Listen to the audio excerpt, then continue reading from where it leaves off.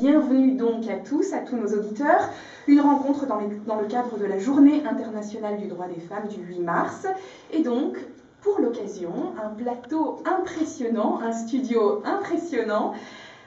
Aujourd'hui avec nous, 4 gendarmes, 4 policiers, 8 femmes en tout, à des grades et des stades de leur carrière très différents, à des âges aussi très différents, 8 regards sur ces fonctions de la force de l'ordre différents. Qu'est-ce qui a primé sur le choix de votre métier? Est-ce qu'on est gendarme ou est-ce qu'on devient gendarme?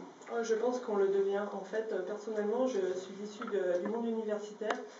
Et depuis mon entrée en université, je voulais m'orienter vers un métier qui s'ancre dans la société, qui soit vraiment utile, où je me sente valorisée. Et donc, du coup, je me suis orientée vers le métier de gendarme. Mais après, ça s'apprend au quotidien. Question subsidiaire, est-ce que vous aviez conscience de choisir un métier d'homme? Pas du tout. Pas du tout. Je me suis absolument pas posé la question. Après, vraiment, au moment où je me suis inscrite et où je suis rentrée en école, je me suis posé 2-3 questions par rapport à ça, en me demandant si j'aurais suffisamment de caractère, mais en fait, les a priori sont tombés parce que, étant dans un domaine très administratif, au quotidien, je n'ai pas ce problème. Est-ce que, parce que vous êtes quand même dans un métier de rapport de force, on l'a dit tout au long de ce début d'émission, et donc un métier physique, est-ce que la condition physique justement est un frein pour exercer cette profession? La condition physique, elle est déjà inhérente à chaque individu. Alors, une femme peut être en très bonne condition physique et un homme en condition physique médiocre, à un moment précis de sa carrière. Dans ces cas-là, il aura un système de réaction qui sera différent en fonction de son niveau de condition physique, et non pas en fonction de sa qualité d'homme ou de femme. Bon, il ne faut pas nier quand même que potentiellement, une femme ne va pas réagir obligatoirement tout de suite avec la force. Elle s'orientera plutôt vers une meilleure négociatrice peut-être, sans dire qu'on en a l'exclusivité, hein, encore une fois, mais c'est vrai qu'on utilisera d'autres armes que la force. Maintenant, la condition physique, c'est pas que la force. Hein. La condition physique, c'est aussi la résistance. Et je pense que la femme est capable d'être aussi résistante que l'homme. Pour rebondir sur ce que dit la collègue, effectivement, moi également, quand j'ai passé mes unités de valeur pour être brigadier chef, que ce soit en boxe, en self-défense, en tir ou pour l'épreuve d'armement, en étant femme, le jury que j'avais en face de moi était essentiellement composé d'hommes. Et il me disait, vas-y, par rapport aux collègues masculins qui attendaient pour passer les mêmes examens, il m'aidait. Il me stimulait, et il me disait, c'est pas parce que t'es nana qu'il n'y arrivera pas. Et en boxe, c'est pour ça on essaie de se dépasser. Moi, j'ai trouvé qu'il n'y avait pas de difficulté par rapport à ça.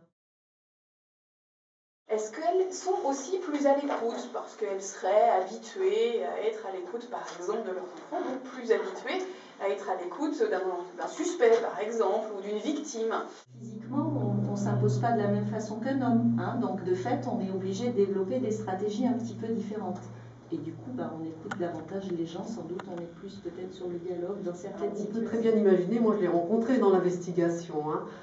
Le mis en cause qui est entendu par une femme va essayer de la faire réagir sur « mais vous avez des enfants, peut-être que vous pouvez mieux comprendre, mettez-vous à ma place ». Enfin, vous voyez, en faisant appel finalement à des réactions que l'on attend d'une femme.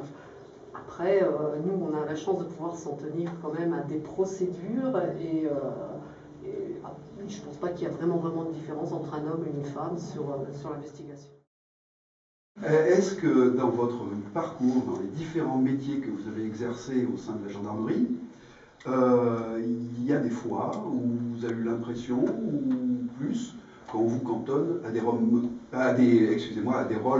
bien spécifiquement?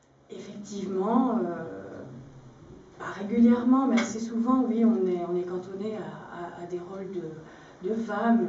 Bon, ça va un peu à l'encontre de ce que j'ai dit avant. Mais c'est vrai qu'on va plus demander nos services et nos compétences dans le cadre d'audition de mineurs victimes, dans le cadre d'audition de femmes victimes notamment de violences intrafamiliales. Mais dans la mesure, je pense, où pour beaucoup on est déjà maman, où on a quand même une sensibilité à fleur de peau, pour la plupart par rapport aux hommes. Je ne dis pas qu'ils ne sont pas sensibles, mais d'une manière différente. Donc effectivement, on va plus nous solliciter pour ce genre de mission. Ça vous agace qu'on vienne vous chercher, vous, pour auditionner la femme battue? Oui, oui, parce que justement, on est femme également et qu'on a cette sensibilité-là aussi et qu'on peut se mettre beaucoup plus à la place de la personne qu'on a en face de soi. Je dirais plus ça encore pour les questions de mineurs victimes de toutes choses. On ne va pas basculer dans le tragique, on n'est pas là pour ça, je pense, mais c'est très difficile à assumer quand vous rentrez le soir chez vous et que vous posez un petit peu et que vous essayez de repenser à ce que vous avez fait la journée. Voilà. Est-ce qu'il y a des clés quand même? Parce que voilà, est-ce qu'il faut savoir des petites choses? Est-ce qu'il faut être plus déterminé? Ou pas forcément, il faut juste suivre son petit bonhomme de chemin et ça se fera. La police c'est un métier d'homme. Moi on me l'a fait un petit peu sentir quand je suis arrivée sur Paris. J'y avais, bon, pas tous les collègues, mais quelques collègues, des anciens, oui. Tu serais mieux à la maison, va faire le ménage. Je l'ai un petit peu entendu. On répond quoi quand... Parce que ça, c'est peut-être bien de dire aux jeunes femmes, on répond quoi quand on entend ça? On répond, on va voir ta femme, chez elle, elle fait le ménage. Faut répondre à niveau, quoi. Oui, en fait, c'est qu'il faut répondre aussi. La réponse doit être aussi bête que la question. Et puis après, on laisse, quoi. Il y en a toutes les générations et je pense pas qu'il y en ait plus dans la police et dans la gendarmerie que dans la société. Voilà, je crois que c'est pas lié ni à un métier, ni à un âge. Moi, contrairement justement à Valérie, j'ai été plus confrontée à des difficultés quand je suis rentrée donc à 23 ans, donc, quand je suis arrivée comme inspecteur de police, j'ai eu plus de mal avec des jeunes collègues qu'avec des collègues plus anciens. Donc, vous voyez, je crois que c'est une question d'individu.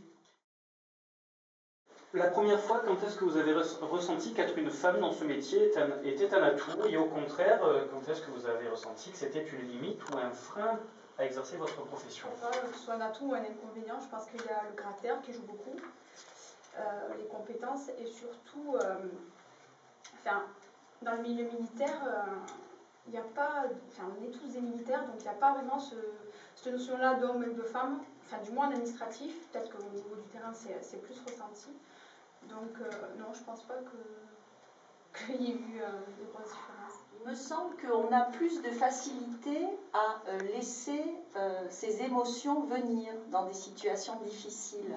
C'est-à-dire que, moi, il m'est arrivé de pleurer, non, mais pas de craquer, d'être émue par une victime qui vivait une situation difficile, dans des cas de décès, quand on doit annoncer des décès à des familles, et de l'assumer et justement d'en sortir plus fort après. Parce que vous l'avez assumé sur le coup. Voilà, alors que je pense que les hommes, peut-être, leur difficulté, mais bon, c'est que eux, ils se laissent pas, ils vont pas, un homme qui pleure, ça reste encore quand même assez tabou.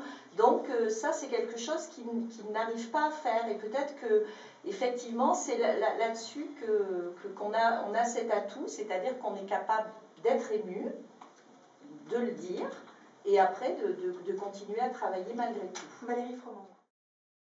Est-ce qu'on n'est pas justement en train de vous réunir toutes les 8 là, d'alimenter ce cliché en vous posant des questions telles que alors vous avez l'impression de faire un métier d'homme? Je pense qu'on en a encore besoin, qu'on a besoin encore d'expliquer. Continuer à en parler de ces différences. Donc effectivement, il faut encore qu'on intervienne. Je rappelle aussi que le 8 mars, ce n'est pas la journée de la femme.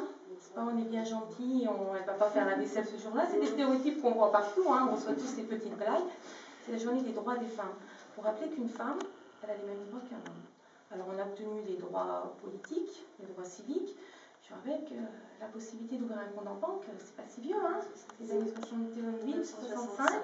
Possibilité de l'autorité parentale partagée, c'est récent, c'est les années 70. Alors on a obtenu ces droits. On a obtenu des droits encore économiques, puisque c'est reconnu l'égalité. Il y a eu des droits politiques.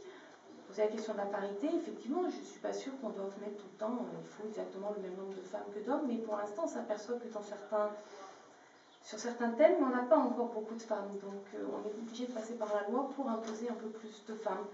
Mais ce que j'espère, c'est que l'évolution se poursuive. Ça s'est fait sur un temps relativement court, ça augmente, et qu'on passe vraiment à qu'on mette fin au stéréotype et qu'on considère qu'un homme et une femme c'est différent, ça peut faire les mêmes métiers, ça a les mêmes droits, et qu'à terme, effectivement, on arrête ces journées des droits des femmes parce que être femme ou être un homme, on aura les mêmes droits.